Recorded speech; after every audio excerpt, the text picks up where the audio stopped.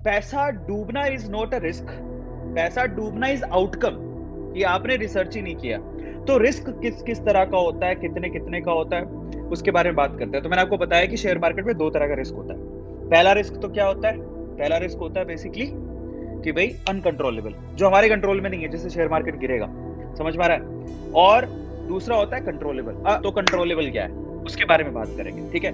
Controllable ऐसे risk जो आप कंट्रोल कर सकते हो, अगर आपने थोड़ा सा भी ध्यान दिया होता तो शायद आपको लॉस नहीं होता, उसके बारे में बात कर लेते हैं। सबसे पहला रिस्क, जो सबसे बड़ा रिस्क है, जो ज्यादातर लोग गलती कर बैठते हैं, मैंने आपको कहा रिसर्च करो रिसर्च करो रिसर्च करो, ठीक है, बट आप रिसर्च नहीं करते। आपने क्या किया? हाँ, अरविंद सर ने बोला ये शेयर बहुत अच्छा है, टिप दी है, फटाफट से बिना रिसर्च के आपने पैसा लगा दिया, वो एक रिस्क है। आपने रिस्क उठाया, आपने गलती की कि आपने अपना रिसर्च नहीं किया। समझ में आ रहा है? मेरे रिकमेंडेशन पे आपने रिस्क उठा लिया, वो है रिस्क। तो आप सबसे पहली गांठ बांध लो कि मैं किसी की टिप देने पर पैसा नहीं लगाऊंगा। अगर कोई मुझे बोलता है कि शेयर अच्छा है तो मैं पहले अपनी रिसर्च करूंगा। समझ में आ रहा है? अच्छी तरह से रिसर्च करने के बाद ही मैं पैसा लगाऊंगा। दूसरा दूसरा क्या है? एक ही कंपनी में किसी ने बोला इसका शेयर रातों रात बढ़ने वाला है, टिप, पहला तो मैं टिप पे विश्वास करके पैसा लगा रहा हूं। दूसरा, मैंने अपना सारा पैसा एक ही कंपनी में लगा दिया, ये भी एक बहुत बड़ा रिस्क है। बहुत सारे लोग सिर्फ इसलिए अपना पैसा गवा देते हैं क्योंकि एक ही कंपनी में वो इन्वेस्ट करके रखते हैं। समस्या क्या होती है? मैंने बोला बैंक वाले जो शेयर्स होते हैं बहुत अच्छा करेंगे, आपने ना चलो आप और मैंने ये भी कहा कि आपको ना एक ही कंपनी पैसा नहीं लगाना, तो आपने क्या किया? एक ही सेक्टर में पैसा लगा दिया। आईसीआईसी खरीद लिया, एचडीएफसी खरीद लिया, एसबीआई खरीद लिया, है ना, यस बैंक खरीद लिया, देना बैंक खरीद लिया, मल्टीबैगर खरीद लिया, और कोई चिप ग्रोथ मतलब ब्लू चिप वाले शेयर्स भी खरीद लिए, लेकिन आपने बैंक के सेक्टर में लगा दिया। लेकिन तब क्या होगा जब मान लो गवर्नमेंट अचानक से बदल दी और गवर्नमेंट ने कहा कि आरबीआई नए रूल लेके आएगी। जब आरबीआई नए रूल लेके आएगी तो वो क्या होगा? सारे के सारे बैंक्स पे लगेगा, सारे बैंक के शेयर गिरेंगे। तब आप क्या करोगे? इसका मतलब क्या हुआ? ऐसा नहीं कि सिर्फ एक ही कंपनी में पैसा लगाना रिस्की है, वो कभी नहीं करना। एक ही सेक्टर में भी पैसा लगाना रिस्की है। आपको ऐसा कभी नहीं करना कि आपने सारा का सारा बैंकिंग सेक्टर में पैसा चिपका दिया।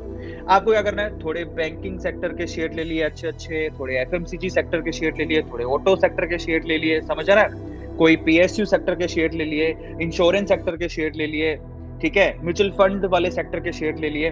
आप उसको डाइवर्सिफाई करो, अपने सेक्टर वाइज भी डाइवर्सिफाई करो कि मेरे पास सारे के सारे सेक्टर हो, और अपनी एक ही कंपनी में पैसा भी कभी नहीं लगाना चाहिए। अगर आप ध्यान से देखोगे ना, बड़े बड़े इन्वेस्टर या जो भी होते हैं वो अपने पोर्टफोलियो के अंदर कम से कम 3 या 4 सेक्टर या कम से कम 15 या 20 कंपनीज में पैसा लगाते हैं। कई लोग उससे कम में भी, लेकिन 15 या 20 कंपनी में जो पैसा लगा होता है, आपका पैसा जब डाइवर्सिफाई होता है ना, तो आप सेफ जोन में रहते हो। और उसके बाद क्या है? नेक्स्ट क्या है? कई लोग क्या करते हैं?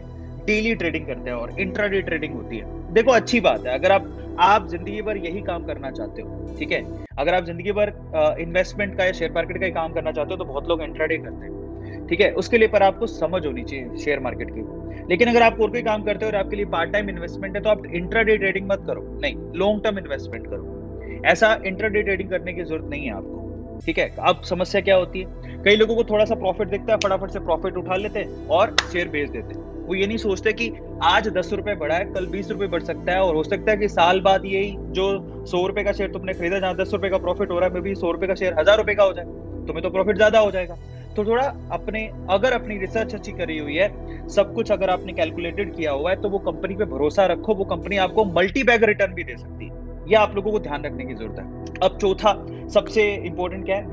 Miss management of monthly income in share market. ये भी एक बहुत बड़ा रिस्क है। क्या करते हैं? हमें ये मालूम नहीं होता कि हमें एक्चुअली अपनी इनकम का कितना पैसा शेयर मार्केट में लगाना है। बहुत लोग क्या करते हैं, इतना ज्यादा शौक हो गया है इस चीज में कि पता लगे कि आपको 1000 रुपए मिल रहा है, 900 रुपए शेयर मार्केट में लगा दिया। ऐसा कभी मत करो, इसको मिस मैनेजमेंट बोलते हैं, अपने पैसों का मिस मैनेजमेंट। आपको क्या करना है?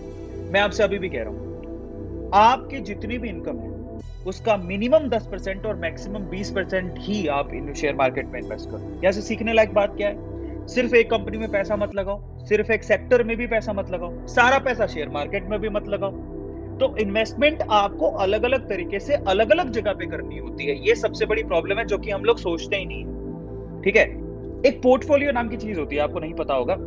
पोर्टफोलियो का मतलब ये होता है कि आपके डीमेट अकाउंट में आपने कितनी कंपनियों के शेयर खरीद रखे हैं, उस बंच को बेसिकली पोर्टफोलियो बोला जाता है। और आपका पोर्टफोलियो जितना डाइवर्सिफाई होगा, आपको लॉस होने के चांसेस उतने ही कम होंगे। तो बेसिकली आपको क्या करना होता है, किसी की टिप सुन के अपने को इन्वेस्ट नहीं करना है, या फिर एक ही कंपनी में इन्वेस्ट नहीं करना है। हमें अपने पोर्टफोलियो को जिसमें मैं इन्वेस्ट कर रहा हूं, मुझे डाइवर्सिफाई करना है। मुझे एक ही कंपनी में पैसा नहीं लगाना, या एक ही सेक्टर में पैसा नहीं लगाना।